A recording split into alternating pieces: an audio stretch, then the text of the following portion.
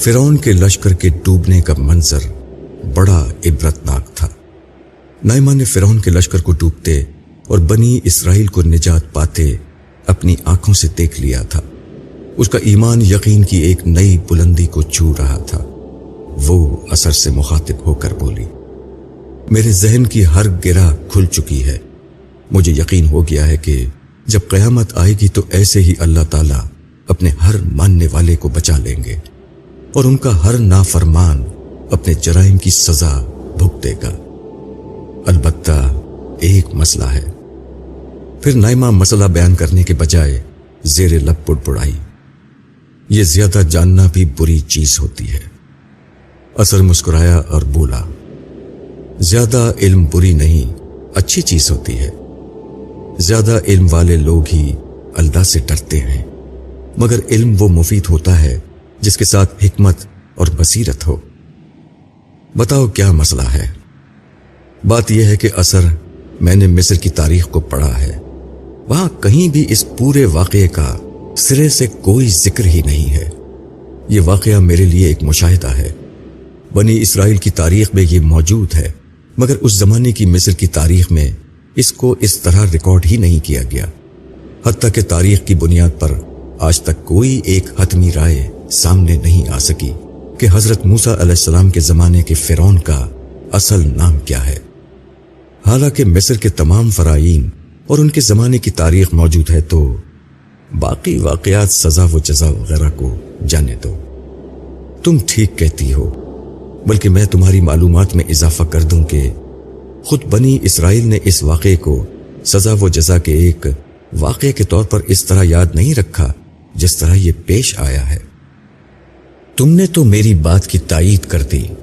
اس کا مطلب یہ ہوا کہ ایک غیر جانبدار شخص کے لیے یہ واقعہ مکمل طور پر سچائی کا ثبوت نہیں کہلایا جا سکتا جب تک کہ وہ شخص میری طرح یہ واقعات اپنی آنکھوں سے نہ دیکھ لے، یا پھر وہ مسلمانوں کی طرح قرآن کو اللہ کی کتاب مانتا ہو جس میں یہ واقعات ایسے ہی بیان ہوئے ہیں۔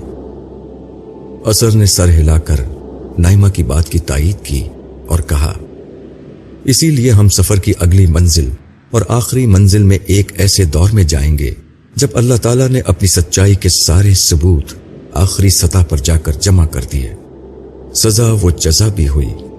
سزا و جزا کے سارے مقامات آج بھی آباد ہیں۔ وہ کتاب بھی بینہ موجود ہے جس میں اس سزا و جزا کی داستان بیان ہوئی ہے۔ وہ قوم بھی موجود ہے جس پر یہ احوال گزرے ہیں، اور سب سے بڑھ کر اس سزا و جزا کو اس وقت کی تاریخ نے تمام تر جزیات کے ساتھ ریکارڈ کر لیا ہے۔ یہ دور آخری نبی اور رسول حضرت محمد صلی اللہ علیہ وسلم کا دور ہے۔ اچھا، تو ہم نبی کریم صلی اللہ علیہ وسلم کے دور میں جائیں گے؟ نائمہ نے خوش ہوتے ہوئے کہا، ہاں، ہم انہی کے دور میں جائیں گے۔ سچا تو ہر رسول تھا، مگر آخری نبی اور رسول کی سچائی کو دنیا پر ثابت کرنے کے لیے اللہ تعالیٰ نے وہ اہتمام کر دیا ہے کہ رہتی دنیا تک کوئی معقول شخص خدا کا انکار نہیں کر سکتا۔ ان کے ذریعے سے حقیقت اس طرح کھول دی گئی ہے کہ قیامت کے دن کوئی خدا سے یہ نہیں کہہ سکتا کہ وہ تو سچائی کا طلبگار تھا، مگر اسے دکھانے کا کوئی اہتمام نہیں کیا گیا تھا۔ آپ عقیدے ہی نہیں بلکہ تاریخ کی بھی مکمل روشنی میں کھڑے ہوئے رسول ہیں۔ دنیا میں صرف ایک ہی ہستی ہے جسے تاریخ نے نبی اور رسول کی حیثیت سے محفوظ رکھا ہے، اور جس کے ذریعے سے برپا ہونے والی سزا و جزا کو، جو قیامت اور وجود باری تعالیٰ کا سب سے بڑا ثبوت ہے، معاصر تاریخ نے مکمل طور پر ریکارڈ کیا ہے۔ انسانیت پر یہ اتمام حجت اس قدر قطعی ہے کہ اس کے بعد اللہ تعالیٰ نے نبوت و رسالت کا سلسلہ ہی ختم کر دیا۔ اب یہی سزا و جزا قیامت تک سچائی کی سب سے بڑی دلیل ہے۔ اثر بول رہا تھا اور نائمہ پوری یکسوئی سے اس کی بات سن رہی تھی۔ اب ہم مکہ جائیں گے، اس سرزمین پر جہاں انسانی تاریخ کا آخری اور سب سے بڑا معجزہ رونما ہوا، اور اس معجزے کو تا قیامت محفوظ کر دیا گیا تاکہ کوئی خدائے قدوس کی ذات اور اس کی ملاقات کا انکار نہ کر سکے۔ کوئی سچا انسان یہ نہ کہہ سکے کہ مجھے سچ کی طرف بلایا ہی نہیں گیا، आओ मैं तुम्हें सच्चाई दिखाता हूं। नाइमा और असर खामोशी से खड़े ये मंजर देख रहे थे। ये दोनों उस वक्त 7वीं सदी ईसवी के आगाज पर मक्के के सियासी मरकज दारुल निदवा में खड़े थे। उनके सामने मक्के के सारे रऊसा और सरदार सर जोड़े बैठे थे। उन्हें जिस मसले का सामना था उसने आज सबको इकट्ठा होकर किसी एक फैसले तक पहुंचने पर मजबूर कर दिया था। उनका दीन शिर्क, उनकी सरदारी, उनकी मुशरिकाना तहजीब, हरम काबा में रखे बुतों से वाबस्ता उनकी मईशत, अरब के मुशरिकों की नजर में इनका मकाम सब खतरे में थे। इस मसले का कोई आसान हल उनके सामने न था। एक खुदा की इबादत करके जन्नत में उसकी रहमत हासिल करने की दावत इतनी मौसर और फितरी थी कि हर शख्स उसे अपने दिल की आवाज समझकर उसकी तरफ मुतवज्जे हो रहा था। यही सूरत हाल रहती तो थोड़े अरसे में इन हर धर्म सरदारों के सिवा तमाम लोग मुसलमान हो जाते। इस मसले ने इन सबको यहां जमा होने पर मजबूर कर दिया था, मगर किसी की समझ में कोई आसान हल नहीं आ रहा था। इसी हल की तलाश में सब सोचो विचार में मशगूल थे और एक गहरी खामोशी छाई हुई थी। उस गहरी खामोशी को अबू जहल की बुलंद आवाज ने तोड़ा। ये सब तुम्हारे भतीजे का किया धरा है अबू लहब, तुम उसे समझाते क्यों नहीं? मैं कुछ नहीं कर सकता। खानदान बनु हाशिम का सरबरा मैं नहीं हूं, अबू तालिब है। वो पूरी तरह अब्दुल्ला के बेटे की पुष्ट पनाही कर रहा है। तुम में से किसी ने मेरे भतीजे के खिलाफ कोई कदम उठाया तो बनी हाशिम और तुम्हारे दरमियान जंग छिड़ जाएगी। तो क्या करें? लड़ाई के खौफ से बैठे रहें और इन बददीनों को फैलते हुए देखते रहें? अपने माबूदों के बजाय एक अल्लाह की इबादत होती देखते रहें? उमैया बिन खल्फ ने झल्लाकर कहा, नहीं, मेरा मतलब यह नहीं था। मैं तुम्हें मामले की संगीनी बता रहा था, मगर क्या इस मसले का कोई हल नहीं है? सोचो अबू लहब, तुम्हारा दिमाग बहुत तेज है। अकबा बिन अबी मुईत नामी सरदार ने उम्मीद भरी नजरों से अबू लहब की तरफ देखते हुए कहा, हां, एक हल है। अबू लहब सोच में डूबे हुए लहजे में बोला, मोहम्मद पर ईमान लाने वालों पर तशद्दुद शुरू कर दो। हम में से हर शख्स अपने मुताल्लिकीन को मार पीट कर इस नई दावत पर ईमान लाने से रोके। इस दावत पर अभी तक ज्यादातर नौजवान और गुलाम ईमान ला रहे हैं, बाकी लोग तो इक्का दुक्का हैं। हम सब मिलकर इन नौजवानों और गुलामों पर तशद्दुद करते हैं। ये लोग पिटेंगे और मरेंगे तो खुद ही इस नए दीन को छोड़ देंगे, या कम से कम कोई और शख्स बुतों को छोड़कर इस नए दीन में नहीं जाएगा और आहिस्ता आहिस्ता इनका जोर टूट जाएगा। सब लोगों की आंखें खुशी से चमक उठी। अबू जहल उठा और अबू लहब को गले लगाकर बोला, ला तो मनात की कसम अबू लहब, तुमने तो इस मसले को हल कर दिया।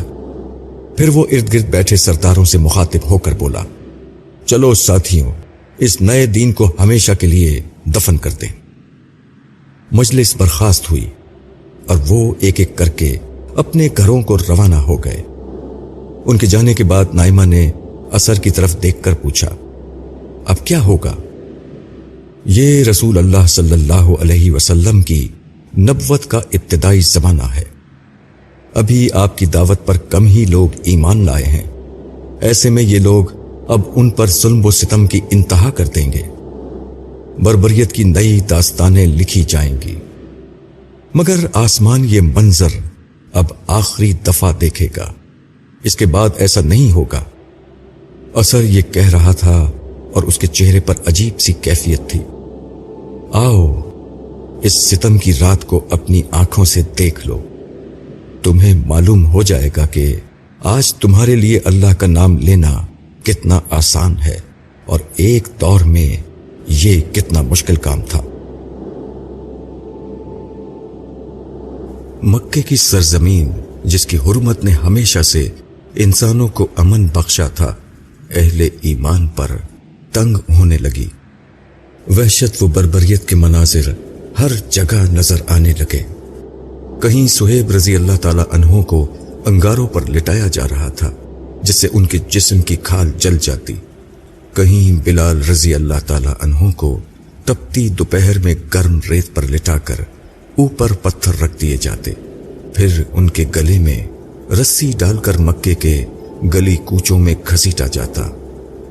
وہ اس حال میں بھی خدائے واحد کو پکارتے رہتے۔ یہ مجبور و بے کس غلاموں کا حال تھا، لیکن شرفائے قریش میں سے ایمان لانے والے بھی عافیت سے نہ تھے۔ قریش کے نوجوان اپنے بزرگوں سے پٹ رہے تھے اور خواتین خاندان والوں کے ظلم و تشدد کا نشانہ تھیں۔ قریش کے سرداروں کے بدترین مظالم کے باوجود ابھی تک ایک شخص نے بھی اپنا دین نہیں چھوڑا تھا۔ ابو جہل اس صورتحال پر سخت جھنجھلایا ہوا تھا۔ اس کے اپنے غلام حضرت یاسر، ان کی بیوی حضرت سمیہ اور ان کے صاحبزادے حضرت عمار بھی اس کے ظلم و ستم کے باوجود نئے دین پر پوری استقامت سے ڈٹے ہوئے تھے۔ آج اس نے سوچ لیا تھا کہ وہ اپنی اس ناکامی کو ختم کر کے دم لے گا۔ آل یاسر نئے دین کو چھوڑیں گے یا پھر وہ ان کو ختم کر کے دم لے گا۔ یہی وہ وقت تھا جب اثر نائمہ کا ہاتھ تھامے اسے یہاں لے آیا۔ وہ دونوں یاسر رضی اللہ تعالی عنہ کے گھر کے پاس کھڑے ابو جہل کو قریب آتا دیکھ رہے تھے۔ اس کے ہاتھ میں نیزہ تھا۔ اسی دوران میں یاسر نے بھی اسے دیکھ لیا تھا اور انہیں اندازہ ہو چکا تھا کہ آج ابو جہل کے ارادے نیک نہیں، مگر انہوں نے بھاگنے کی کوشش نہیں کی۔ ابو جہل نے قریب پہنچ کر ان سے کہا، تو خدائے واحد کی عبادت نہیں چھوڑے گا؟ حضرت یاسر رضی اللہ تعالی عنہ نے بلا خوف جواب دیا، اگر میں ایک اللہ کو چھوڑ دوں گا تو اس کی پکڑ سے مجھے دنیا کی کوئی طاقت نہیں بچا سکتی۔ یہ جواب سن کر ابو جہل آگ بگولا ہو گیا۔ اس نے انہیں بڑی بے دردی سے مارنا شروع کر دیا۔ ان کی چیخیں سن کر ان کی بیوی حضرت سمیہ بھی باہر آ گئیں۔ انہوں نے اپنے شوہر کو بچانے کی کوشش کی۔ اس پر ابو جہل نے یاسر کے ساتھ انہیں بھی پیٹنا شروع کر دیا۔ حضرت یاسر جو ابھی تک خاموشی سے پٹ رہے تھے، معصوم بیوی کو مار کھاتا دیکھ کر تڑپ اٹھے۔ وہ اپنے آقا کا کچھ نہیں بگاڑ سکتے تھے، کیونکہ اس معاشرے میں غلام کی آقا کے ہاتھوں میں کوئی حیثیت نہ تھی۔ انہوں نے بیوی کو حوصلہ دینے کے لیے بلند آواز سے کہا، لا الہ الا اللہ۔ حضرت سمیہ نے بھی خدا کی توحید کا یہی اعلان دوہرا دیا، مگر یہ اعلان ایک تیشہ بن کر بت پرست ابو جہل کے سینے میں کڑ گیا۔ اس نے غضب میں آ کر اپنا نیزہ اٹھایا اور حضرت سمیہ کے پیٹ میں گھونپ دیا۔ ان کے منہ سے ایک آہ نکلی۔ وہ یہ کہتے ہوئے زمین پر گر گئیں، رب کعبہ کی قسم، میں کامیاب ہو گئی۔ بیوی کے پیٹ سے خون کا فوارہ پھوٹتا دیکھ کر حضرت یاسر رضی اللہ تعالی عنہ بلبلا کر آگے بڑھے اور ابو جہل کو دھکا دے کر حضرت سمیہ رضی تعالی عنہا سے دور کیا۔ دم توڑتی ہوئی اپنی سمیہ کو انہوں نے اپنی باہوں میں بھر لیا۔ ایک کمزور غلام اس کے سوا کیا کر سکتا تھا؟ ان کے خون آلود چہرے پر آنسو بہنے لگے، مگر لب پر کوئی حرف شکایت نہ تھا۔ غلامی اور غموں کی زنجیروں سے جکڑی ان کی زندگی میں سمیہ واحد خوشی تھی۔ یہ خوشی بھی آج توحید پر قربان ہو گئی۔ اسی اثنا میں ابو جہل سنبھل گیا۔ وہ غصے میں کسی ناک کی طرح پھنپھناتا ہوا آگے بڑھا اور نیام سے اپنی تلوار نکال کر یاسر کی کمر میں گھونپ دی۔ یاسر سمیہ کو لیے ہوئے زمین پر گر گئے۔ ان کی کھلی ہوئی آنکھیں آسمان کو تک رہی تھیں۔ نائمہ خاموشی سے کھڑی یہ سب دیکھ رہی تھی۔ اس کی آنکھوں سے آنسو بہ رہے تھے۔ اس نے بہتی آنکھوں کے ساتھ کہا، صرف لا الہ الا اللہ کہنے کی یہ سزا ہے؟ نہیں، اب نہیں، یہ اب اور نہیں ہوگا، کم از کم ایک اللہ کا نام لینے کی وجہ سے نہیں ہوگا۔ اثر بڑبڑایا، آسمان والے نے یہ فیصلہ کر لیا ہے، سمیہ اور یاسر کے صدقے اب خدا کا نام لینے پر کسی خدا پرست کو مارا نہیں جائے گا۔ ایک خدا کی عبادت کرنے پر کسی کا خون نہیں بہایا جائے گا۔ خدا کا نام لینے والے چاہے خدا کو بھول جائیں، مگر اسلام کی بنیاد پر کسی کو ان پر ظلم کی اجازت نہیں دی جائے گی۔ یہی قیامت تک کے لیے خدا کا فیصلہ ہے۔ مذہب کی بنیاد پر ظلم کی اجازت نہیں دی جائے گی۔ اس لیے اب امتحان بھی ختم ہو رہا ہے۔ یہ امتحان کامل حالات میں لیا جائے گا۔ اب آخری دور شروع ہو رہا ہے۔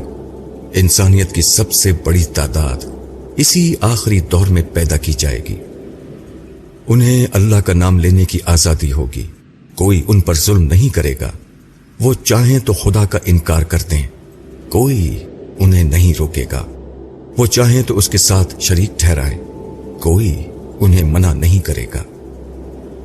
لیکن یہ معجزہ کیسے ہوگا؟ ہزاروں سال کی جبر کی تاریخ کیسے بدل جائے گی؟ نائمہ کے چہرے پر سوالیہ نشان تھا۔ چلو میرے ساتھ، میں بتاتا ہوں یہ تاریخ کیسے بدلی۔ ایک دفعہ پھر وقت میں ان کا سفر شروع ہو گیا۔ خانہ کعبہ کی چورس عمارت تو وہی تھی جیسی نائمہ اپنے دور میں دیکھتی رہی تھی، البتہ اس کے ارد گرد کا ماحول بالکل مختلف تھا۔ چاروں طرف پہاڑوں میں گھری جگہ میں خانہ کعبہ استادہ تھا۔ ارد گرد بہت سارے گھر بنے ہوئے تھے۔ نائمہ نے کچھ عرصے قبل ہی عمرہ کیا تھا، مگر اس کے سامنے موجود حرم مکہ اور نئی مسجد الحرام میں سوائے خانہ کعبہ کے کچھ بھی مشترک نہیں تھا۔ اثر اور نائمہ حرم کے پاس کھڑے ہوئے تھے۔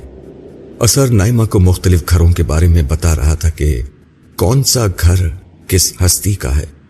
اس نے نائمہ کو ایک دلچسپ بات بتائی۔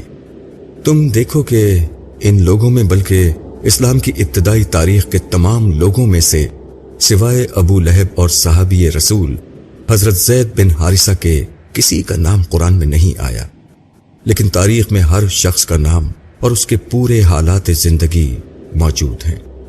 یہ ہے اس آخری سزا و جزا کی خصوصیت کہ اس کا مکمل ریکارڈ تاریخ میں موجود ہے۔ اور قرآن میں؟ نائمہ نے پوچھا۔ قرآن تو ہے ہی اس داستان کا ریکارڈ، مگر اس میں یہ داستان بھی ہے اور پچھلے رسولوں کی داستان اور سزا و جزا کی رودات بھی بیان ہوئی ہے۔ حق کی دعوت بھی ہے اور اس کے دلائل بھی ہیں، ساتھ میں نئے ایمان لانے والوں کے لیے شریعت بھی ہے۔ مگر بدقسمتی سے اس کا وہ معجزہ پوری طرح انسانیت کے سامنے نہیں ہے جس نے اسے ہمیشہ کے لیے ایک معجزہ بنا دیا ہے۔ وہ معجزہ کیا ہے؟ یہی کہ قرآن مجید اس آخری سزا و جزا کے برپا ہونے کا نہ صرف مکمل ریکارڈ ہے، بلکہ اس سزا و جزا کے ظہور سے پہلے ہی اس نے بتا دیا تھا کہ یہ کب اور کیسے ہوگی۔ اثر یہاں تک پہنچائی تھا کہ نائمہ کو ایک انتہائی دل آویز صدا آنی شروع ہوئی۔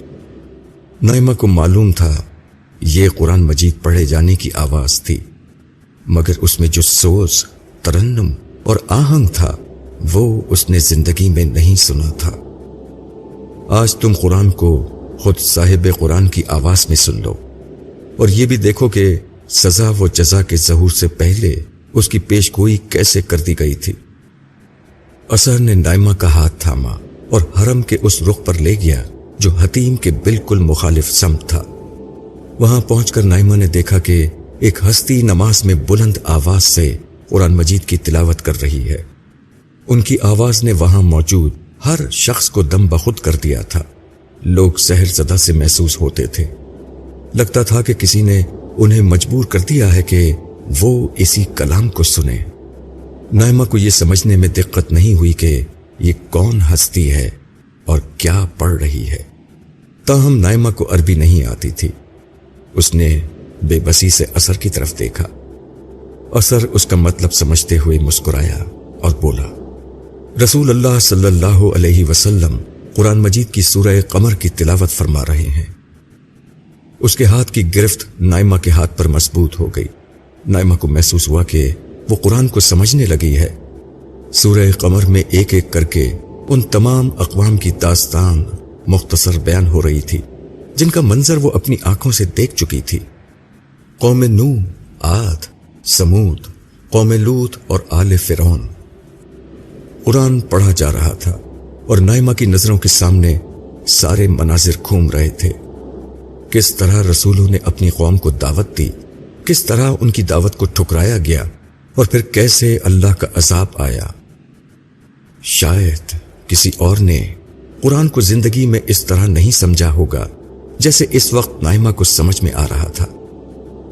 پھر کہا گیا، کیا تمہاری قوم کے کفار ان قوموں کے کفار سے کچھ بہتر ہیں، یا تمہارے لیے آسمانی صحیفوں میں برات نامہ لکھا ہوا ہے؟ کیا ان کا زوم ہے کہ ہم مقابلے کی قوت رکھنے والی جمعیت ہے؟ یاد رکھیں کہ ان کی جمعیت ان قریب شکست کھائے گی اور یہ پیٹھ پھیر کر بھاگیں گے، بلکہ ان سے جو وعدہ ہے اس کے پورے ہونے کا اصلی وقت تو قیامت کا دن ہے، اور قیامت کا دن بڑا ہی سخت اور بڑا ہی کڑوا ہوگا۔ القمر آیت 43 تا 46۔ یہ جملے جیسے ہی پورے ہوئے، اثر نے نائمہ کو لیا اور گردش ایام کے ساتھ ساتھ سفر کرتے ہوئے وہ ایک کھلے میدان میں پہنچ گئے۔ یہ ایک میدان جنگ تھا، ایسا لگتا تھا کہ جنگ ابھی ابھی ختم ہوئی ہے۔ کچھ لوگ بھاگے جا رہے تھے، کچھ کو رسیوں سے باندھ کر گرفتار کیا جا رہا تھا، اور کچھ لاشیں عبرت کی تصویر بنی ہوئی زمین پر مختلف جگہوں پر بکھری ہوئی تھیں۔ اثر نے نائمہ کو اس منظرنامے کی تفصیل بتاتے ہوئے کہا، ہم سن 2 ہجری میں کھڑے ہیں۔ بدر کے مقام پر لڑی گئی جنگ، جو حق و باطل کی فیصلہ کن جنگ تھی، ابھی ابھی ختم ہوئی ہے۔ تم دیکھ سکتی ہو کہ کفار مکہ کس طرح گاجر مولی کی طرح کاٹ دیے گئے ہیں۔ ان کا طاقتور جتھا شکست کھا کر بھاگ گیا، 70 سردار مارے گئے، اتنے ہی گرفتار ہوئے۔ یہ انسانی تاریخ کی واحد جنگ ہے جس میں کسی قوم کے تمام بڑے سردار مار دیے گئے۔ یہ سب کے سب کافر اور رسول خدا کے دشمن تھے۔ تم نے جو آیات سنی تھیں وہ 10 برس قبل مکہ میں نازل ہوئی تھیں، اور ان میں بین ہی اس واقعے کی پیش گوئی کی گئی تھی۔ نائمہ آنکھیں پھاڑے یہ منظر دیکھ رہی تھی۔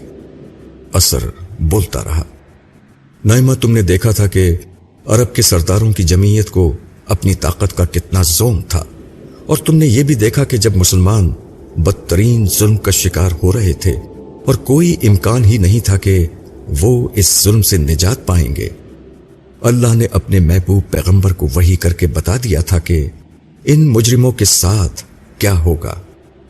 سورہ قمر میں اس پیش گوئی سے انہوں نے یہ بتایا تھا کہ پچھلی اقوام کے ساتھ ہم نے کیا کیا، پھر ٹھیک ٹھیک یہ بتا دیا کہ ان نئے مجرموں کو بھی اس انجام سے کوئی استثناء نہیں، بلکہ یہ شکست کھا کر بھاگیں گے۔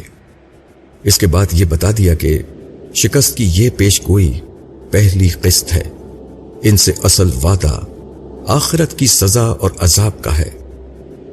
مطلب یہ ہوا کہ ماضی کی داستان سنا کر اگر مستقبل قریب کی بالکل صحیح پیش گوئی کی جا رہی ہے تو آگے آخرت کی پیش گوئی بھی بالکل ٹھیک ثابت ہوگی۔ اور اب تم اپنی آنکھوں سے دیکھ لو کہ چند برس کے اندر اندر کفار کی شکست کی یہ پیش گوئی کیسے سچ ثابت ہو گئی۔ نائمہ جو یہ منظر دیکھ کر تنگ رہ گئی تھی اور اس کی زبان سے الفاظ نہیں نکل رہے تھے، وہ سوچ رہی تھی کہ افراد کی زندگیوں کے حوالے سے کی گئی کوئی پیش گوئی تو کبھی کبھار ٹھیک ثابت ہو سکتی ہے، مگر پوری قوم سے متعلق اتنی صحیح خبر اللہ کے سوا اور کون دے سکتا ہے۔ اثر نے اس کا ذہن پڑھتے ہوئے کہا، یہ پیش گوئی صرف ایک قوم کے حوالے ہی سے نہیں ہے، بلکہ اللہ تعالیٰ نے اپنی کتاب میں مزید یہ اہتمام کیا کہ اس کو ایک بین الاقوامی واقعے سے متعلق کر کے یہ بتا دیا کہ یہ واقعہ کب پیش آئے گا، پھر اس خلاف توقع واقعے کی بھی بالکل ٹھیک ٹھیک پیش گوئی کرتی۔ وہ کیا واقعہ ہے؟ عرب کے پڑوس میں 2 سپر پاورز میں ایک جنگ جاری تھی۔ اس جنگ میں ایک طرف سلطنت روم کے مسیحی تھے اور دوسری طرف ایران کے آتش پرست مجوسی۔ عین اس وقت جب رومی یہ جنگ مکمل طور پر ہار چکے تھے، اللہ تعالیٰ نے یہ پیش گوئی فرما دی کہ رومی جو آج مغلوب ہیں ان قریب اس جنگ میں غالب ہوں گے اور اسی وقت مسلمانوں کو بھی اللہ کی نصرت حاصل ہوگی اور وہ خوشیاں منائیں گے۔ یہ کہتے ہوئے اثر نے نائمہ کو لیا اور ایک دفعہ پھر وہ خانہ کعبہ کے پاس کھڑے ہوئے تھے۔ منظر ذرا مختلف تھا، مگر وہی صادق و امین ہستی قرآن مجید کو دل نشین آواز میں پڑھ رہی تھی۔ اثر نے نائمہ کو توجہ دلاتے ہوئے کہا، خود اپنے کانوں سے سنو کہ اس واقعے کے رونما ہونے سے 9 برس قبل کس طرح اس کی پیشگوئی کی جا رہی ہے۔ رومی پاس کے علاقے میں مغلوب ہوئے اور وہ اپنی مغلوبیت کے بعد ان قریب چند سالوں میں غالب آ جائیں گے۔ اللہ ہی کے حکم سے ہوا جو پہلے ہوا اور اللہ ہی کے حکم سے ہوگا جو بعد میں ہوگا، اور اسی وقت اہل ایمان مسرور ہوں گے اللہ کی مدد سے۔ وہ جس کی چاہتا ہے مدد کرتا ہے اور غالب و مہربان تو وہی ہے۔ یہ اللہ کا حتمی وعدہ ہے اور اللہ اپنے وعدے کی خلاف ورزی نہیں کرتا، لیکن اکثر لوگ نہیں جانتے۔ وہ اس دنیا کی زندگی کے صرف ظاہر کو جانتے ہیں اور آخرت سے وہ بالکل ہی بے خبر ہیں۔ الروم آیت 1 تا 7۔ یہ الفاظ ختم ہوئے تو اثر نے نائمہ کو مخاطب کیا، سن لیا تم نے؟ رسول اللہ قرآن کی یہ خبر اس وقت دے رہے ہیں جب اس طرح کی پیشگوئی کا سوچنا بھی ناممکن تھا۔ ہاں، میں نے تاریخ میں یہ واقعہ پڑھا ہے۔ ابتدا میں ایرانی بادشاہ خسرو پرویز نے کم و بیش پوری رومی سلطنت پر قبضہ کر لیا تھا۔ رومیوں کو مکمل شکست ہو چکی تھی، اس کا کوئی امکان نہیں تھا کہ وہ اس جنگ میں ایرانیوں کو شکست دے سکے۔ بالکل صحیح، لیکن غور کرو، یہ ایک نہیں 2 پیشگوئیاں ہیں، رومیوں کی فتح کی اور مسلمانوں کے لیے نصرت الہی کی۔ چنانچہ جس وقت رومیوں کو فتح حاصل ہوئی، کم و بیش اسی زمانے میں جنگ بدر کا واقعہ پیش آیا، جب مسلمانوں نے نصرت الہی سے اپنے سے 3 گنا زیادہ بڑے لشکر کو عبرت ناک شکست دی۔ نائمہ خاموش رہی، اسے بے اختیار عبداللہ یاد آ گیا۔ اس نے بھی اسے اس پیشگوئی کے بارے میں بتایا تھا۔ وہ آہستہ سے بولی، مجھے کسی نے یہ بات بتائی تھی، مگر اس وقت میں یہ بات سمجھ نہیں سکی تھی۔ انسان جب کچھ سمجھنا نہ چاہے تو کوئی اسے کچھ نہیں سمجھا سکتا۔ مخالفت اور عناد میں مبتلا کوئی شخص کبھی سچائی نہیں سمجھ سکتا، چاہے حقیقت کتنی ہی کھول کر بیان کرتی جائے۔ دیکھو، اسی عناد کا شکار یہ مکہ کے سردار ہیں، اور اب دیکھو کس طرح سرزمین عرب سے ان کی بے دخلی کا اعلان ہو رہا ہے۔ اثر نے نائمہ کو ساتھ لیا۔ اس دفعہ صاحب قرآن ایک دوسری جگہ سے قرآن پڑھ رہے تھے۔ اور بے شک یہ اس سرزمین میں تمہارے قدم اکھاڑ دینے کے درپے ہیں تاکہ یہ تم کو یہاں سے نکال چھوڑیں، اور اگر ایسا ہوا تو تمہارے بعد یہ بھی ٹکنے نہ پائیں گے۔ ہم نے تم سے پہلے اپنے جو رسول بھیجے ان کے باب میں ہماری سنت کو یاد رکھو، اور تم ہماری سنت میں کوئی تبدیلی نہیں پاؤ گے، اور دعا کرو کہ اے میرے رب، مجھے داخل کر عزت کا داخل کرنا اور مجھے نکال عزت کا نکالنا، اور مجھے خاص اپنے پاس سے مددگار قوت نصیب کر، اور اعلان کر دو کہ حق آ گیا اور باطل مٹ گیا، اور باطل نابود ہونے والی چیز ہے۔ بنی اسرائیل آیت 76 تا 81۔ تلاوت ختم ہوئی تو اثر نے اس پر تبصرہ کیا، تم نے سن لیا کہ کیا کہا جا رہا ہے؟ یہ مکہ ہے جہاں مسلمان بدترین حالات میں گھرے ہوئے ہیں، ان کے لیے جان بچانا مشکل ہو چکا ہے۔ کفار ان کو مکے سے نکالنے اور ان کے قتل کے در پہ ہیں۔ کوئی انسان زیادہ سے زیادہ حوصلہ کر کے یہ اندازہ کر سکتا ہے کہ کس طرح یہ جان بچا کر یہاں سے نکل جائیں گے، لیکن اس قدر یقین کے ساتھ یہ بات کہنا کہ رسول کے نکالنے کے بعد یہ لوگ اس سرزمین میں نہ رہ پائیں گے، اور اس بات کو رسولوں کے باب میں ایک مستقل سنت اور طریقے کے طور پر پیش کرنا صرف اور صرف اللہ تعالیٰ کے لیے ممکن ہے۔ اس پر مستضات یہ کہ ان حالات میں حق کے آنے اور باطل کے مٹائے جانے کی پیش گوئی تو کوئی انسان کر ہی نہیں سکتا۔ آؤ اب دیکھو کہ ہجرت مدینہ کے صرف 8 برس کے اندر کس شان سے مکہ اور پورے عرب میں رسول اللہ کا اقتدار قائم ہو گیا اور مشرکین عرب سے یہ سرزمین خالی ہو گئی۔ یہ کہتے ہوئے اثر نے نائمہ کو ساتھ لیا۔ ایک دفعہ پھر ایام و پہر بدلے۔ اس مرتبہ وہ دونوں مکے سے باہر ایک بلند پہاڑ پر کھڑے تھے۔ اس پہاڑ سے ایک طرف شہر مکہ کے اندر کا منظر نظر آ رہا تھا اور دوسری طرف شہر سے باہر کا۔ نائمہ نے دیکھا کہ ہزاروں صحابہ کرام کا لشکر مکے کے اندر داخل ہو رہا ہے۔ مکے کے مکین جو کل تک مکے کے بلکہ پورے عرب کے سردار تھے، آج خوفزدہ ہو کر اپنے گھروں میں چھپے ہوئے تھے۔ ظلم سہتے ہوئے مار کھانے والے مسلمان اپنے اونٹوں اور گھوڑوں پر سوار فاتحانہ انداز میں مکے میں داخل ہو رہے تھے۔ مکہ فتح ہو چکا تھا۔ کفار میدان جنگ میں ہی نہیں، عقیدے کے میدان میں بھی ہمیشہ کے لیے ہار چکے تھے۔ اثر نے ایک طرف اشارہ کرتے ہوئے کہا، دیکھو دنیا کا سردار آ رہا ہے، مگر ان کی شان تو دیکھو، سر بلند ہونے کے بجائے جھکا ہوا ہے۔ نائمہ نے اس سم دیکھا، ایک اونٹنی پر عرب و عجم کے سردار آ رہے ہیں۔ ان کا سر اللہ کی شکر گزاری اور اپنی عاجزی کے احساس سے اتنا جھکا ہوا ہے کہ پیشانی اونٹنی کی گردن کو چھو رہی تھی۔ ان کی عظمت دیکھو کہ آج انہوں نے اپنے ہر دشمن کو معاف کر دیا ہے، کسی سے انتقام نہیں لیا سوائے اللہ کے دشمنوں کے۔ اثر کا اشارہ ان بتوں کی طرف تھا جن کو رسول اللہ صلی اللہ علیہ وسلم اپنی لاٹھی سے گرا رہے تھے۔ اس کے ساتھ ہی آپ صلی اللہ علیہ وسلم وہ جملے ارشاد فرما رہے تھے جو تھوڑی دیر قبل نائمہ نے سنے تھے، حق آ گیا اور باطل مٹ گیا، بے شک باطل ہے ہی مٹ جانے والا۔ نائمہ کی زبان سے بے اختیار نکلا، بے شک باطل مٹنے کے لیے ہی ہے۔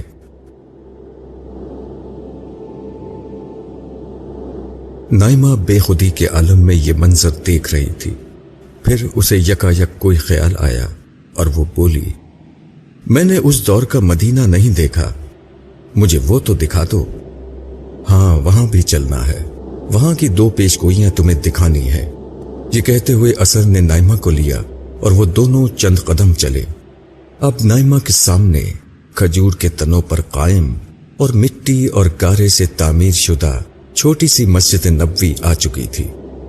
نائمہ نے عمرہ کے وقت جس مسجد نبوی کو دیکھا تھا، اس کی عظمت کے مقابلے میں یہ بظاہر کچھ نہیں تھی، مگر اس مسجد کی عظمت ان لوگوں سے تھی جو مسجد میں موجود فجر کی نماز جماعت سے ادا کر رہے تھے۔ جب نائمہ عصر کے ساتھ مسجد میں داخل ہوئی تو نمازیوں کے امام، انسانیت کے پیشوا محمد الرسول اللہ صلی اللہ علیہ وسلم کی زبان مبارک سے سورہ فتح کے یہ الفاظ ادا ہو رہے تھے، وہی ہے جس نے بھیجا ہے اپنے رسول کو ہدایت اور سچے دین کے ساتھ تاکہ اس کو غالب کرے سارے دینوں پر، اور اللہ کی گواہی کافی ہے۔ محمد اللہ کے رسول اور جو ان کے ساتھ ہیں وہ کفار پر سخت آپس میں رحم دل ہیں۔ تم ان کو اللہ کے فضل اور اس کی خوشنودی کی طلب میں رکوع و سجود میں سرگرم پاؤ گے۔ ان کا امتیاز ان کے چہروں پر سجدوں کے نشان سے ہے۔ ان کی یہ تمثیل تورات میں ہے اور انجیل میں ان کی تمثیل یوں ہے کہ جیسے کھیتی ہو جس نے نکالی اپنی سوئی، پھر اس کو سہارا دیا، پھر وہ سخت ہوئی، پھر اپنے تنے پر کھڑی ہو گئی، کسانوں کے دلوں کو موہتی ہوئی تاکہ کافروں کے دل ان سے جلائے۔ اللہ نے ان لوگوں سے جو ان میں سے ایمان لائے اور جنہوں نے نیک عمل کیے مغفرت اور ایک اجر عظیم کا وعدہ کیا ہے۔ سورہ فتح آیت 28 تا 29۔ تلاوت ختم ہوئی۔ اللہ اکبر کی آواز بلند ہوئی، سب لوگ رکوع میں چلے گئے۔ عصر نے ان لوگوں کو دیکھتے ہوئے کہا، دیکھا تم نے نائمہ، جب یہ الفاظ نازل ہو رہے تھے تو پورے عرب کے مشرکین مسلمانوں کے دشمن تھے۔ مسلمانوں نے بمشکل تمام ایک 10 سالہ جنگ نہ کرنے کے معاہدے کو، جو انہیں ذلت آمیز لگ رہا تھا، قبول کر کے امن حاصل کیا تھا۔ تم صلح حدیبیہ کی بات کر رہے ہو؟ ہاں، مگر اس کے بعد یہ سورہ فتح نازل ہوئی جس میں فتح مبین کی خوشخبری ملی، اور یہ خبر کہ دین اسلام اس سرزمین کے ہر دین پر غالب آ جائے گا، یہاں کوئی اور دین باقی نہیں رہے گا۔ اور یہ بات فتح مکہ کے وقت پوری ہو گئی جسے ہم نے ابھی دیکھا۔ بالکل، اور جن صحابہ کرام کا ان آیات میں ذکر تھا، اب تم ان کے حوالے سے ایک بہت بڑی اور ناقابل یقین پیش گوئی سنو گی۔ یہ پیش گوئی مدینہ میں اس وقت نازل ہوئی تھی جب پورا عرب بھوکے بیڑیوں کی طرح مدینے پر حملہ آور تھا۔ یہ کہتے ہوئے عصر نائمہ کو ماضی میں ذرا پیچھے لے گیا۔ یہ بے پناہ سرد موسم تھا۔ اہل ایمان یک بستہ پانی سے وضو کر کے عشاء کے لیے مسجد نبوی آ رہے تھے۔ نائمہ نے دیکھا کہ نمازیوں کی اکثریت کے چہرے پر غربت اور فقر و فاقہ کے آثار ہیں۔ بہت سے لوگوں کے پاس اس شدید سردی سے بچنے کے لیے لباس بھی نہیں تھا۔ کچھ دیر میں نماز شروع ہوئی۔ سورہ فاتحہ کے بعد مخبر صادق نے سورہ نور کا ایک حصہ پڑھنا شروع کیا۔ یہ انسانی تاریخ کی سب سے بڑی اور مارکۃ الآراء پیش گوئی تھی۔ تم میں سے جو لوگ ایمان لائے اور جنہوں نے عمل صالح کیے، ان سے اللہ کا وعدہ ہے کہ ان کو ملک میں اقتدار بخشے گا، جیسا کہ ان لوگوں کو اقتدار بخشا جو ان سے پہلے گزرے، اور ان کے لیے ان کے اس دین کو متمکن کرے گا جس کو ان کے لیے پسندیدہ ٹھہرایا، اور ان کی اس خوف کی حالت کے بعد اس کو امن سے بدل دے گا۔ وہ میری ہی عبادت کریں گے اور کسی چیز کو میرا شریک نہیں ٹھہرائیں گے، اور جو اس کے بعد کفر کریں گے تو در حقیقت وہی لوگ نافرمان ہیں۔ سورہ النور آیت 55۔ الفاظ ختم ہوئے تو عصر نے نائمہ سے مخاطب ہو کر کہا، سنا تم نے ان لوگوں سے جن کا سرمایہ ایمان و عمل صالح کے سوا کچھ نہیں، کیا وعدہ کیا جا رہا ہے؟ مگر تم دیکھو گی کہ آنے والے چند برسوں کے اندر انسانی تاریخ کا سب سے حیرت ناک واقعہ رونما ہوگا۔ اس کے ساتھ عصر نے نائمہ کو لیا اور آگے بڑھا۔ وقت کی گردش کے ساتھ وہ چند برس آگے پہنچ گئے۔ وہ دونوں مدینے ہی میں موجود تھے، مگر مدینہ کچھ بدل چکا تھا۔ وہ دونوں چلتے ہوئے مسجد نبوی کے اندر داخل ہوئے، جو اب قدرے بڑی ہو چکی ہے۔ اس کے صحن میں سونے چاندی اور دیگر قیمتی اموال کے ڈھیر لگے ہوئے تھے۔ کچھ لوگ ارد گرد بیٹھے ہوئے تھے۔ عصر نے تعارف کراتے ہوئے کہا، یہ جو سامنے پیوند لگے کپڑے پہنے ہوئے شخص ہیں، یہ عمر ابن خطاب رضی اللہ تعالی عنہ ہیں۔ ان کے ساتھ ہی عثمان، علی، طلحہ، زبیر اور دیگر صحابہ کرام رضی اللہ تعالی عنہم بیٹھے ہیں۔ اور حضرت ابو بکر صدیق؟ نائمہ نے پوچھا۔ ان کا انتقال ہو چکا ہے۔ رسول اللہ صلی اللہ علیہ وسلم بھی خالق حقیقی سے جا ملے ہیں۔ عصر نے مسجد کے ایک گوشے میں موجود روضہ اطہر کی طرف اشارہ کرتے ہوئے کہا، یہ عمر ابن خطاب کا دور خلافت ہے۔ وہ عمر جو ایک زمانے میں بکریاں چرایا کرتے تھے، اور یہ ان کے ساتھی جو مکے میں ظلم و ستم کا شکار تھے۔ یہ سب اسی مسجد میں رسول اللہ کے پیچھے قرآن سن رہے تھے، جس میں ان سے وعدہ کیا گیا تھا کہ انہیں زمین کا اقتدار دے دیا جائے گا۔ سو دیکھو، اس وقت بیشتر متمدن دنیا پر ان لوگوں کا اقتدار قائم ہو چکا ہے۔ ایران کی عظیم ساسانی سلطنت کے پرخچے اڑ چکے ہیں، اور اس کا پورا علاقہ مسلمانوں کے زیر نگیں آ چکا ہے، جبکہ رومی سلطنت کے سارے افریقی اور ایشیائی علاقے ان کے قبضے میں آ چکے تھے۔ فرعون کا مصر بھی؟ نائمہ نے حیرت سے کہا تو عصر بولا، مصر تو اس عظیم سلطنت کا بس ایک صوبہ ہے۔ تم سوچ نہیں سکتی کہ کتنے مختصر وقت میں زمین کا اقتدار اللہ نے اپنے بندوں کے قدموں میں لا ڈالا ہے۔ وہ بندے جنہیں مکے میں مارا پیٹا جا رہا تھا اور مدینے میں جنہیں ہر وقت حملوں اور جنگوں کا خوف رہتا تھا، نا قابل یقین مگر ناقابل انکار۔ شاید اس سے زیادہ بلیغ، جامع اور خوبصورت تبصرہ اس صورتحال پر نہیں کیا جا سکتا جو تم نے کیا ہے، مگر اہم بات یہ ہے کہ محمد الرسول اللہ صلی اللہ علیہ وسلم کے مخاطبین کی یہ سزا و جزا خدا کی سچائی کا سب سے بڑا ثبوت ہی نہیں، قیامت کے دن ہونے والی سزا و جزا کا مکمل نمونہ بھی ہے۔ یہ قیامت کی آخری فل ڈریس ریہرسل ہے، یہ انسانیت پر اتمام حجت ہے، جس کے بعد انسانیت فلسفیانہ مباحث سے نکل کر خدا کی سچائی کی مسلمہ دلیل کے دور میں داخل ہو چکی ہے۔ اب یہ مسلمانوں کا کام ہے کہ وہ اس دلیل کو دنیا تک پہنچائیں۔ اسی اثنا میں فضا میں اذان کی صدا بلند ہوئی۔ نائمہ کو لگا کہ ہر لفظ اس کے کانوں سے اس کے دل میں اترتا چلا جا رہا ہے۔ اللہ اکبر، اللہ اکبر۔ یہ الفاظ سن کر نائمہ کی عجیب کیفیت ہو چکی تھی۔ مغرب کا وقت ہو گیا تھا، دن ختم ہو چکا تھا۔ نائمہ کو معلوم تھا کہ اس کا سفر بھی ختم ہو رہا ہے۔ وہ بے اختیار مسجد نبوی کے صحن میں بیٹھ گئی۔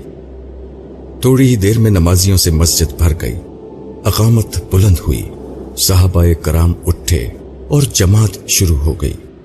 امامت امیر المومنین حضرت عمر ابن خطاب کر رہے تھے۔ انہوں نے سورہ فاتحہ پڑھی اور اس کے بعد سورہ والعصر کی تلاوت شروع کی۔ زمانے کی قسم، بے شک انسان خسارے میں پڑ کر رہیں گے سوائے ان کے جو ایمان لائے اور عمل صالح کرتے رہے اور حق کی تلقین اور اس پر صبر کی تاکید کرتے رہے۔ اللہ اکبر کے ساتھ سب لوگ رب کی بڑائی کے اعتراف میں جھک گئے۔ عصر نے نائمہ کا ہاتھ تھاما اور خاموشی سے چلتا ہوا مسجد نبوی سے باہر آ گیا۔ سورج ڈوب چکا تھا اور اپنے پیچھے شفق کی لالی آسمان کے دامن پر بطور نشانی چھوڑ گیا تھا۔ ہوا میں خنکی تھی، شاید سردیوں کی آمد تھی۔ نائمہ کی کیفیت بہت عجیب تھی۔ اس نے سچائی جاننا چاہی تھی۔ سچائی آج اس پر مکمل طور پر کھول دی گئی تھی، اتنے واضح ثبوتوں کے ساتھ کہ اس کا انکار ممکن ہی نہ تھا۔ اسے ایک طرف سچائی تک پہنچنے کی خوشی تھی تو دوسری طرف احساس ذمہ داری سے اس کا وجود لرز رہا تھا۔ وہ بھاری قدموں کے ساتھ عصر کے ساتھ آگے بڑھتی رہی۔ وہ دونوں خاموش تھے۔ عصر اسے مسجد کے قریب موجود بقیع کے قبرستان کی طرف لے آیا۔ یہ اس کے سفر کا پہلا موقع تھا جب وہ عصر کے ساتھ چلی اور زمانے کے اندر سفر کرنے کے بجائے زمین پر سفر طے کیا تھا۔ اس نے بقیع کی طرف دیکھا۔ ابھی اتنی روشنی باقی تھی کہ نائمہ وہاں موجود قبروں کو بآسانی دیکھ سکتی تھی۔ ہم جنت البقیع کے قبرستان میں آ چکے ہیں، نائمہ نے کہا، جو اپنے عمرے کی سفر کی بنا پر جانتی تھی کہ یہ بقیع کا قبرستان ہے۔ عصر نے اسبات میں سر ہلایا اور بولا، تم سچائی جاننا چاہتی تھیں، تم جاننا چاہتی تھیں کہ کیوں خدا سچائی کو آخری صورت میں کھول کر بیان نہیں کرتا؟ تمہارے اس سوال اور ہر سوال کا جواب بالکل کھول کر تمہیں دکھا دیا گیا ہے۔ تم میرے بارے میں جاننا چاہتی تھیں، العصر کے بارے میں۔ اب تمہیں میرا مطلب بھی سمجھ میں آ چکا ہوگا۔ میں رسولوں کا زمانہ ہوں جو ہزاروں برس سے تاریخ میں یہ گواہی دیتا رہا ہے کہ انسان خسارے میں پڑ کر رہیں گے، ابو جہل کی طرح، فرعون کی طرح، عاد و سمود کی طرح۔ نائمہ نے عصر کی بات میں اپنی بات ملائی، ہاں سوائے ان کے۔ یہ کہتے ہوئے عصر نے دونوں ہاتھ دائیں اور بائیں پھیلا دیے۔ اس کے ایک ہاتھ کا اشارہ مسجد نبوی کی طرف تھا اور دوسرا اشارہ اصحاب بقیع کی طرف تھا، جو ایمان لائے، عمل صالح کرتے رہے اور حق کی تلقین اور اس پر صبر کی تاکید کرتے رہے۔ بے شک، نائمہ نے پورے وثوق کے ساتھ کہا۔ عصر بغیر رکے بولتا رہا، میری گواہی قوم نوح علیہ السلام اور قوم عاد کی داستان میں ہے، قوم سمود اور قوم لوط علیہ السلام کے آثار میں ہے، آل فرعون اور بنی اسرائیل کے واقعات میں ہے، سب سے بڑھ کر یہ رسول عربی صلی اللہ علیہ وسلم اور ان کے ساتھیوں کی جزا اور ان کے دشمنوں کی سزا میں ہے، جس کے آثار اور جس کی داستان تمہارے زمانے تک موجود ہے، جس کے واقعات قرآن کے صفحات ہی میں نہیں، تاریخ کے واقعات میں بھی ثبت ہیں۔ عصر کی آواز نائمہ کی روح کے اندر تک اترتی چلی جا رہی تھی۔ یہ سزا و جزا بتا رہی ہے کہ اس دنیا کا ایک زندہ خدا ہے جو غیب میں ضرور ہے مگر بے خبر نہیں، جو اس دنیا میں سزا و جزا کر سکتا ہے، جس نے یہ سزا و جزا رسولوں کے زمانے میں بار بار برپا کی ہے۔ وہ نگہبان اور عادل رب آنے والی دنیا میں یقیناً مجرموں کو پکڑے گا اور صالحین کو بہترین بدلہ دے گا، کیونکہ دنیا امتحان ہے، اصل زندگی آخرت کی زندگی ہے۔ یہ کہتے ہوئے عصر نے اپنے بازو گرا دیے اور ساکنان بقیع کو غور سے دیکھنے لگا۔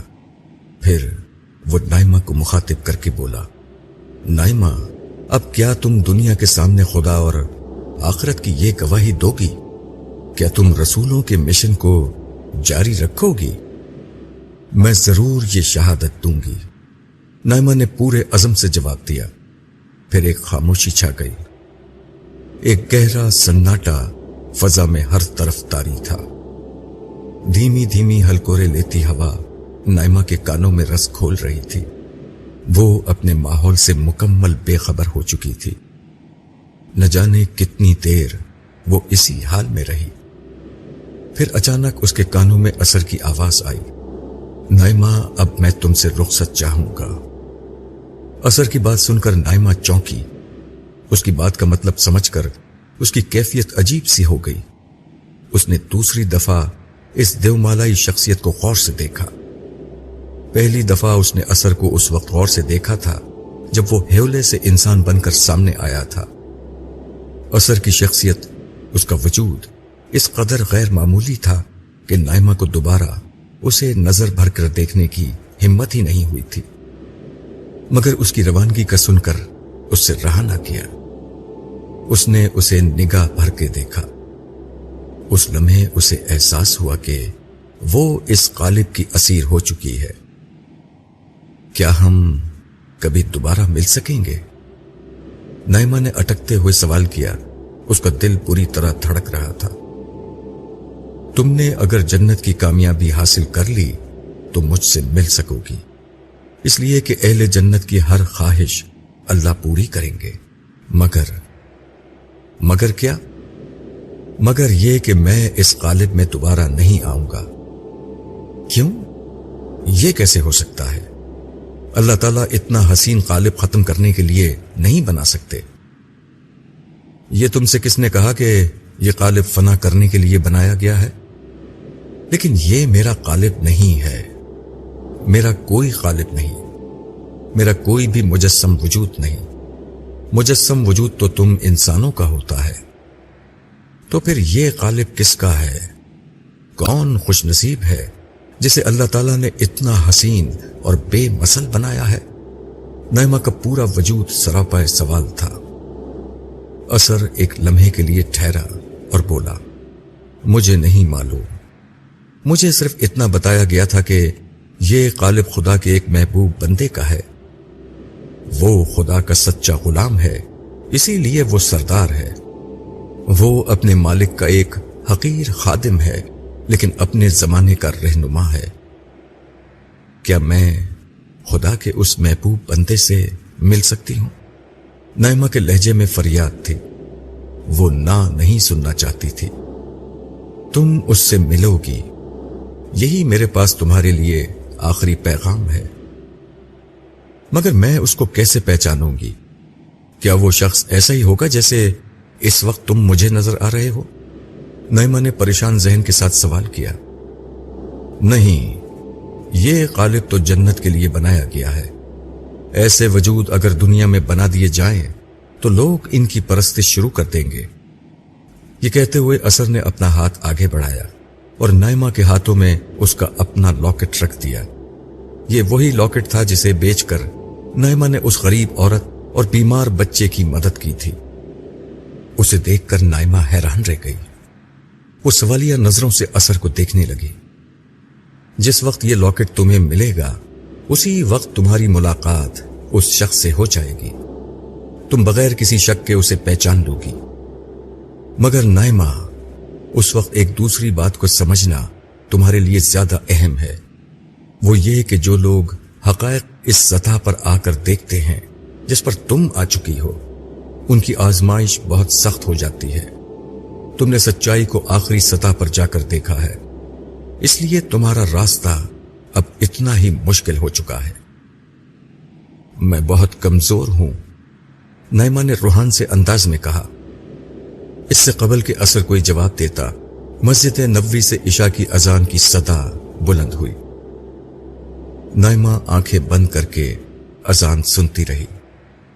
اذان ختم ہوئی تو یہ دیکھ کر حیران رہ گئی کہ عصر کا وجود تحلیل ہو کر دوبارہ ایک ہیولے میں تبدیل ہو چکا ہے۔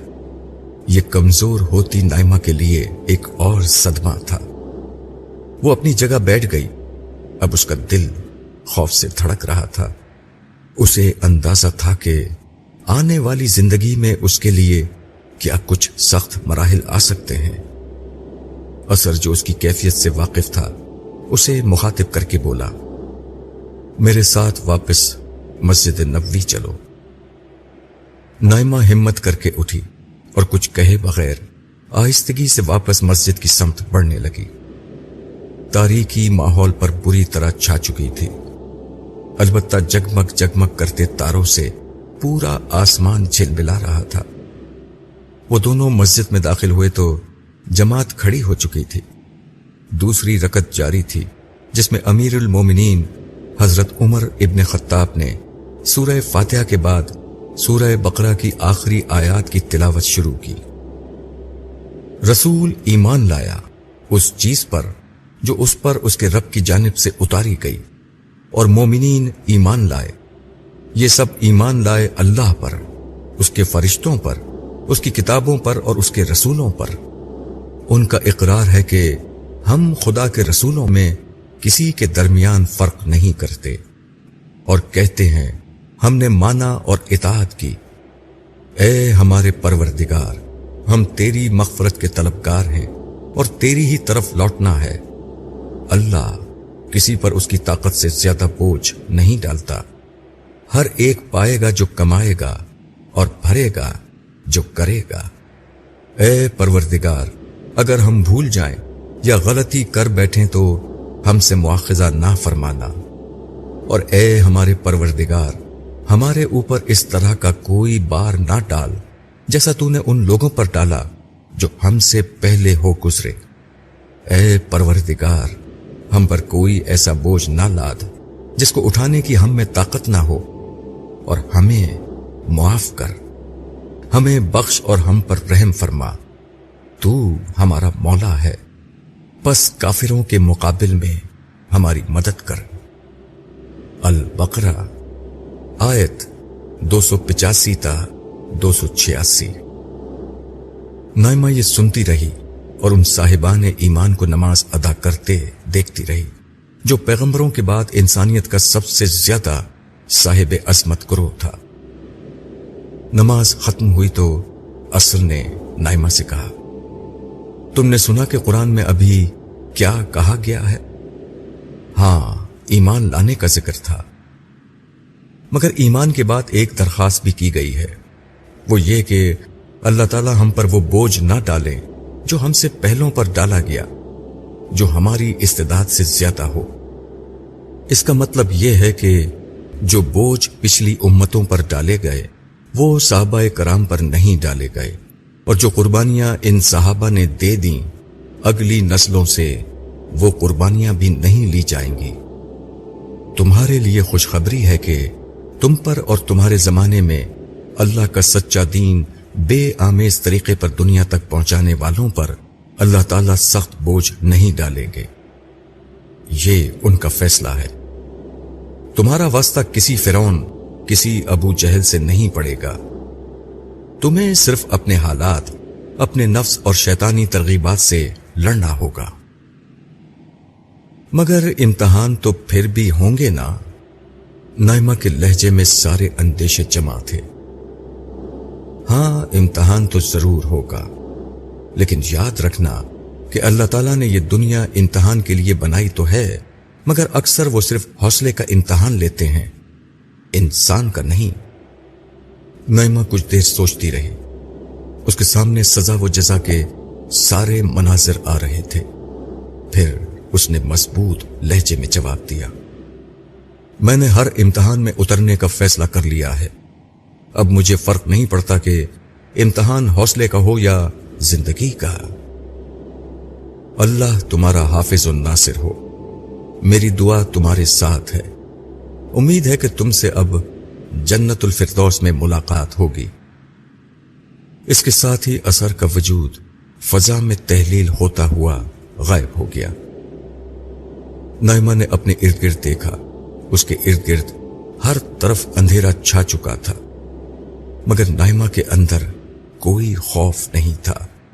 اس نے پورے حوصلے سے نامعلوم منزل کی طرف قدم اٹھا دیے۔